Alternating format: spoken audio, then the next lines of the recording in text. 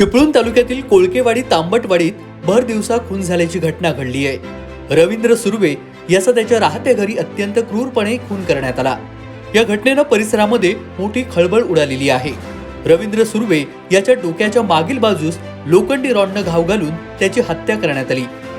या घटनेची माहिती आलोरे येथील पोलीस पाटील यांनी तात्काळ चिपळूण पोलिसांना दिली।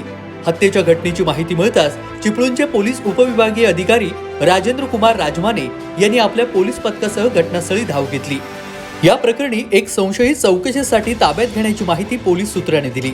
हत्या करण्यात आलेल्या रवींद्र आणि त्याचा भाऊ संजय ह्या दोघांवरही अनेक गुन्हे दाखल असल्याची माहिती पोलीस सूत्रांनी दिलेली आहे। घटनास्थळी dog squad, forensic lab team आदी तपास यंत्रणांना पाचारण करण्यात आलेलं आहे। रवींद्र विनायक सुर्वे आणि त्याचा भाऊ संजय असे दोघेच या घरी राहत होते। हा खून दुपारी झाला तेव्हा त्याचा भाऊ बाहेर होता। रवींद्र आणि संजय हे दोघेही जंगल भागामध्ये जाऊन मोलमजुरी करून आपला उदरनिर्वाह चालवत होते। हा खून नेमका कोणी आणि कशासाठी केला याचा शोध आता पोलीस घेत आहेत। ज्याचा खून झाला त्या रवींद्र सुर्वे याची पत्नी यापूर्वीच त्याला सोडून गेलेली आहे। यामुळे घरामध्ये या दोघांव्यतिरिक्त कोणी राहत नाही अशी प्राथमिक माहिती पोलीस तपासामध्ये समोर आली आहे।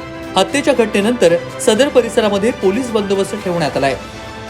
चिपळूणचे पोलीस उपविभागीय अधिकारी राजेंद्र कुमार राजमाने यांनी आलोरे पोलिसांनी योग्य त्या सूचना दिलेल्या असून अधिक तपास पोलीस करतायत।